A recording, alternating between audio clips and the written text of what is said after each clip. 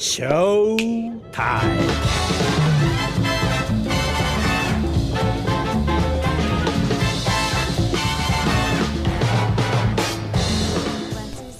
Salut à tous, et on se retrouve pour découvrir ma petite collection One Piece Gold. Il y a plusieurs figurines, donc on va commencer par les WCF. Donc voici les trois premières WCF donc, du volume 1. Donc il s'agit de l'équipage. Moi j'ai pris Robin, Sanji et Luffy. Donc on peut voir la collection complète sur le dos de la boîte. Donc on a Brook, Usopp, Luffy, Chopper et donc forcément Robin, Sanji et enfin Franky. Donc il manque Zoro et Nami quand même. Je voulais pas la collection complète au final parce que ça m'obligeait en fait à prendre deux collections de WCF. Au niveau de la boîte, il n'y a pas grand chose, hein. C'est tout, il y a juste la collection et le devant, mais comme j'en ai pas beaucoup, ça fait pas vraiment diaporama quand on met les boîtes les unes à côté des autres. Je suis quand même content d'avoir eu les trois, hein, parce que je les ai payés donc à la sortie hein, des WCF, 27 € les trois. Et je suis bien content parce que la Luffy, elle est franchement géniale. Toute la collection est pareille. Au niveau des lunettes, en fait, c'est pas un verre transparent, hein, c'est un verre peint. Mais c'est super bien fait, quoi. On dirait trop qu'ils portent des lunettes. Alors que non, pas du tout, quoi. C'est assez génial comme effet d'optique. Au niveau des détails, la Luffy, elle est franchement géniale. J'ai jamais été déçu pour l'instant des Luffy WCF que je me suis prise. Faut dire que le personnage s'adapte totalement au mode chibi, quoi. Alors la Robin, c'est pareil, hein. La Robin, elle déchire. Bon, on retrouve sa coupe de Dressrosa un peu, mais l'effet boudin des cheveux est assez sympa. Et bien sûr le décolleté de psychopathe, hein. Avec, on voit bien le renforcement des boobs, hein, malgré la petitesse de la figurine. Son froufrou bien brillant, bien comme il faut, bien comme dans le film. Toutes ces WCF en fait sont en un seul bloc, hein, il n'y a rien à monter. La tête, même la tête en fait elle est déjà mise.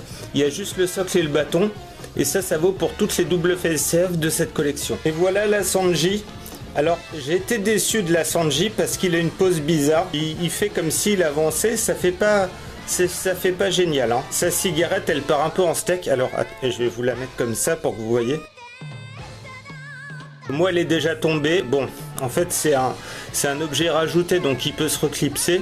Mais pour vous dire que la Sanji, en fait, je vous la déconseille. Même si elle est sympa, je vous la déconseille totalement. Je vais vous montrer au niveau de la pose générale des figurines. Sa pose, elle est bizarre. Elle est bizarre, on dirait qu'il va se péter la gueule sur le côté. On n'a pas le choix, on est obligé de le mettre comme ça. C'est franchement dommage. Et ça, je le dirai jamais assez. Donc en France, elle coûte entre 12 et 15 €. Alors que maintenant, au Japon, ça peut monter certaines jusqu'à 30 €. Vous comprenez le délire qu'il vaut mieux acheter les WCF une fois qu'elles sont sorties. Si vous les avez ratées, ben achetez-les en France. Et donc maintenant on va passer au WCF que j'ai pris du volume 2. Je voulais surtout Karina. Et Bakara là je me la suis pris récemment, c'est pour ça que j'ai un peu attendu avant de faire cette vidéo. Très contente des deux, donc on peut voir la collection complète. Zoro tout en haut, Nami et donc tout l'équipage de Tesoro. Voilà. Tesoro je le trouve pas génial. Je trouvais surtout Karina et Bakara assez stylés. Comme vous voyez, elles ont le style, hein. Elles ont carrément le style. Donc on va d'abord se pencher sur Karina. Alors au début, je voulais me prendre la figure art, mais comme c'était du web exclusif japonais, je l'aurais payé une blinde. Comme vous voyez, elle est magnifique même en WCF, donc je suis pas déçu. Elle a vraiment une petite pose sympathique. Je suis franchement pas déçu de cette figurine, c'est peut-être une de mes préférées. Son froufrou ne brille pas, il est mat, hein, pour faire le contraste en fait avec le froufrou de Robin, c'est pas mal. Et comme vous voyez, il y a des détails de partout, c'est absolument génial. Et Bakara aussi est assez sympa, le fait qu'elle ait la pommade, ça rend tout de suite vraiment sympa avec les cheveux roux, ça tape pas mal. Elle a un visage assez marqué, je trouve quand même, ça fait un peu égyptienne, mais franchement, avec tous les détails qu'il y a sur sa robe, elle pète complètement. Et vous voyez, il y a même les petites lunettes qui pendent. Je sais pas si vous faites gaffe au niveau des boobs. Hein, il y a des petites lunettes. Donc elle a la robe fendue, la pose classe, classe la pose, les petites pliures sur la robe, tout ça, franchement, elle déchire. On peut même voir le tatouage qu'elle a sur la cuisse, mais caché légèrement par la main. Donc c'est des petits détails comme ça de ces WCF qui déchirent. J'adore cette collection. Au niveau du collier, il n'y a rien, ça baffe pas du tout quoi.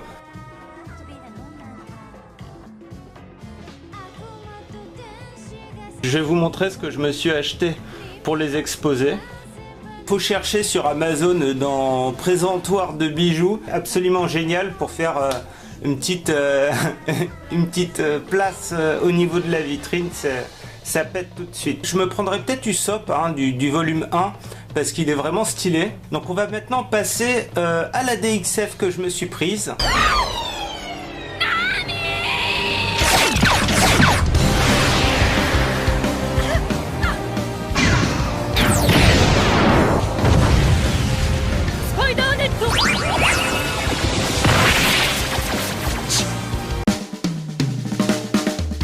On passe maintenant à la DXF de Robin, c'est la seule que je me suis prise parce que je n'aime pas du tout en fait cette collection ni les costumes. Mais là je me suis dit une petite Robin habillée en cuir, fan service, pourquoi pas. Au niveau de la boîte, on voit bien sûr le logo de Robin un peu retravaillé avec le squelette. Là on voit que ce volume en fait est sorti avec la Nami. La boîte, pas grand chose à en dire, et au-dessus donc il y a le nom du personnage. La collection complète comprend tout l'équipage plus Karina plus Tesoro. On va passer maintenant à la figurine. Donc la figurine dans son ensemble est plutôt jolie, est vraiment jolie avec la petite pose, même si c'est des poses qu'on a déjà vues 3 millions de fois. Il y a un côté brillant au niveau des bottes, mais pas du manteau, c'est dommage. Et il n'y a aucun ombrage, donc ça fait bien ressortir le côté plastique. Alors on peut voir aussi qu'elle a en dessous un petit short bleu. Au niveau des mains, j'aime bien, même si elle se pète un peu le poignet, on comprend pas trop pourquoi, sûrement pour se passer la main dans les cheveux, ce qu'elle ne fait pas. On retrouve aussi ces petites lunettes, que ça devient une habitude maintenant, les petites lunettes de la Robin. Pas grand chose à en dire, je suis un peu déçu, mais j'en voulais au moins une et j'ai choisi la Robin. Donc en gros plan on peut voir ses formes généreuses. Bon, c'est l'animé qui est comme ça aussi, si c'est abusé, mais ça reste quand même sympathique. La main est très fine, c'est assez sympa. Les doigts sont vraiment sympas au niveau de la taille et c'est vraiment collé. Et donc on peut voir le short juste en dessous, donc très discret mais très sympathique. Bon, elle n'allait pas être cul nu non plus, mais ça reste tout de même au niveau de la pose des mains assez sympa. Le choix d'avoir mis du bleu comme ça, bon, c'est à cause de l'animé aussi, mais c'est moche, c'est super moche. Enfin moi j'aime pas du tout. On peut voir aussi les petits boutons bleus. Ce bleu il fait tache quand même. Et là donc on est au niveau des pieds, donc on a les bottes bien brillantes et vous pouvez voir un des gros défauts de la figurine. C'est quoi ce socle? Alors quand on en a plusieurs de cette même collection DXF, et ça va être hyper chiant de les placer quoi. Elles seront hyper distancées à cause de la taille de ce putain de socle. Au niveau du brillance des bottes, vous voyez, elles sont quand même assez sympathiques. Robin, c'est une femme qui les fait des bottes, parce que les bottes ça claque. Ce qui est bien avec cette figurine, c'est qu'elle elle peut se placer dans un peu n'importe quelle position.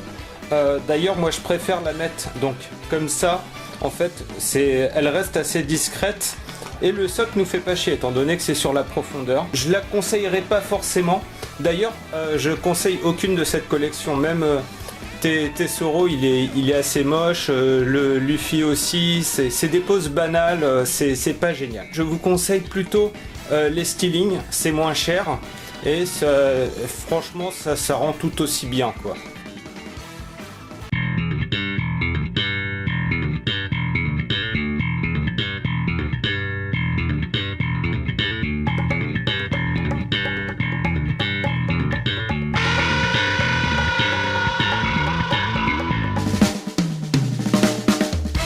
Maintenant à la Nami Glitter and Glamour, que je l'attendais beaucoup celle-là parce que d'avoir une grande figurine pour à peine 16 €, bon après il y a les frais de port et tout, et c'est absolument génial. En plus avec la robe du film, les premiers vêtements on va dire qu'ils mettent quand ils arrivent dans le casino. Au niveau de la boîte, on est sur du mastoc, hein, du vraiment mastoc.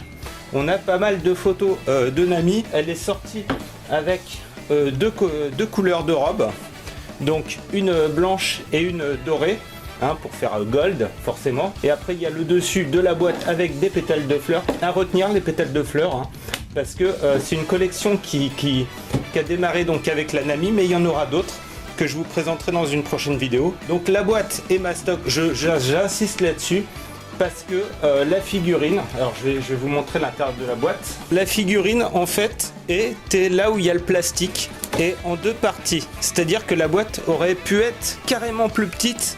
Mais non, il a fallu qu'il fasse du mastoc pour dire cette figurine elle est grande. Si vous la commandez en import plutôt que de l'acheter en magasin, il y a de fortes chances à ce que la boîte prenne des pètes parce qu'elle est complètement vide en fait. La figurine elle est grande, hein. Elle est grande, je vais vous montrer à côté d'une WCF et de la DXF.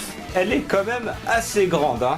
Assez grande pour, pour le prix surtout, c'est ça qui est intéressant. Au niveau du montage, en fait, alors je suis obligé de vous montrer son cul parce que ça s'emboîte en fait à ce niveau-là. Pour emboîter, on est obligé de lui mettre un gros doigt dans le cul. Franchement, quand je l'ai monté, j'ai eu l'impression d'être un gros pervers, quoi. On se rend compte qu'en fait, elle prenait déjà un quart de la boîte plus la moitié. Alors j'ai regardé, mais elle n'est pas humaine la courbure. Hein. Mais par contre, elle est hyper féminine tout ça. Au niveau des pieds, vous voyez, il y a même le petit vernis à ongles. Les mains sont tout simplement magnifiques avec aussi du vernis à ongles posé bien derrière la chevelure. Hein. Bon, ça fait pas très Nami, hein, le visage, je vous avouerai, mais ça reste très sexy, hein, très sexy. Un petit tatouage. Donc que vous pouvez voir ici avec le lock pose. Il y a un petit nœud devant sa robe. Alors je précise que c'est robe et pas nuisette parce que là franchement on dirait une nuisette. Donc on va faire un petit arrêt sur le socle justement puisque c'est franchement de la merde pour la figurine parce que la figurine est assez grande, hein, et le socle ne tient que des talons, ce qui fait qu'elle est branlante un peu à ce niveau-là, et du coup, comme c'est une figurine qui doit se tenir bien droite, des fois elle se penche légèrement, ce qui casse complètement la pose. J'ai hésité à acheter un truc de poupée là, tu sais, pour accrocher derrière la figurine pour la tenir droite. Ça penche légèrement, et ce légèrement en fait fait chier.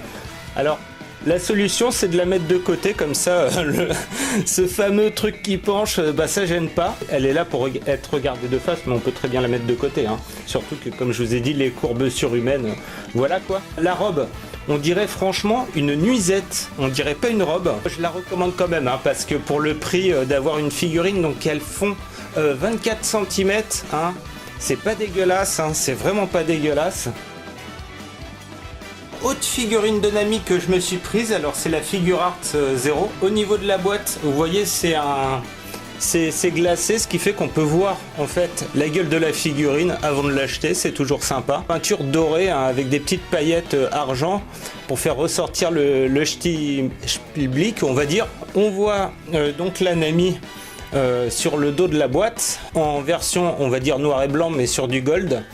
Là, la figurine de Nami. On retrouve le rouge et le noir sur la boîte, c'est pour faire penser justement au casino. Et donc voilà la figurine de Nami. Alors vous allez me dire, putain ce qu'elle est petite par rapport à l'autre. Alors c'est clair, elle est pas grande, hein. C'est le premier truc qui m'a choqué quand je l'ai reçue, surtout que j'avais déjà l'autre. Mais cette figurine est hyper réussie. On peut voir déjà qu'au niveau de la robe, ça fait vraiment robe de soirée.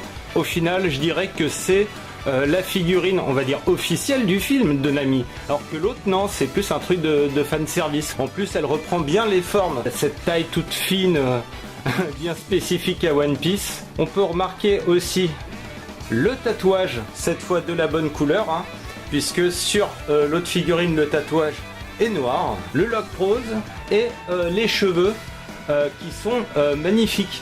Moi, j'adore ces cheveux-là. Ça fait vraiment cartoonesque, et il y a un dégradé de transparence. On a vraiment l'impression d'avoir un personnage cartoon, et le visage aussi est très réussi. Je vais faire un zoom sur le visage. Ce visage, il est magnifique pour Nami, quoi. On a vraiment l'impression d'avoir la Nami de l'animé. C'est un truc mortel. Comme quoi, il faut pas forcément avoir plein de détails pour réussir une figurine. Alors au niveau des jambes, pareil, une courbe parfaite, hein. Ça c'est franchement génial. Le vernis à ongles sur les doigts de pied, hein. Le petit détail qui fait plaisir. 14 cm, c'est pas super grand, mais c'est pas trop petit non plus, hein. C'est pas une WCF. Franchement, les chaussures sont très bien faites, hein. Donc le socle est, on va dire, un peu comme des lunettes de soleil, hein. Donc ça reste transparent, mais très mat et très foncé, avec le Nami et donc le logo du One Piece Gold en or, hein. Vous pouvez voir une roue de casino.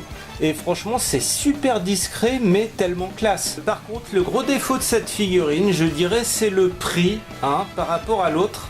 Donc l'autre, maintenant, comme ça fait un petit moment qu'elle est sortie, elle doit être trouvable autour des 25 €. Alors que celle-là, faut plus tabler entre 30 et 40 €. Vous voyez tout de suite la différence. Mais c'est toujours le problème avec les figure arts, les prix de base sont hyper chers puisque c'est des figurines qui sont dédiées à la boutique, alors que les bandes presto c'est pour les machines style gacha, tout ça.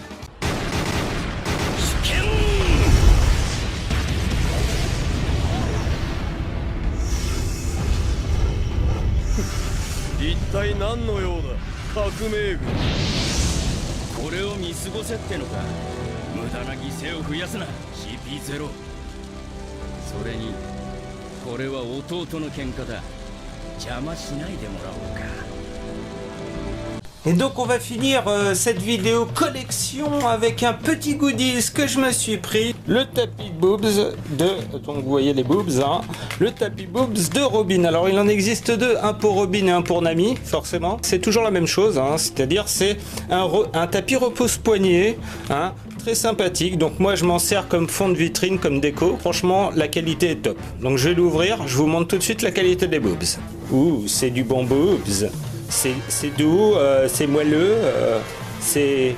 Ouais, c'est parfait. Ah, je sens mon poignet qui est reposé là. Ah, je le sens. Très bon tapis, hein, donc entre 20 et 25 €, je dirais, actuellement. Peut-être un peu plus, hein, comme il y en a eu que deux en fait de sortie. Peut-être qu'ils ont un peu monté les prix, mais voilà, ça vaut carrément le coup, hein, on est d'accord. Bref. Donc voilà, cette vidéo est terminée, donc j'espère que ça vous a plu, ma petite collection One Piece Gold. Il y a le DVD qui est sorti, donc éventuellement si vous n'avez pas encore vu le film, ça peut valoir le coup, mais en VO s'il vous plaît, hein. Quand même, hein, faut pas... voilà quoi. Allez, salut tout le monde et à la prochaine.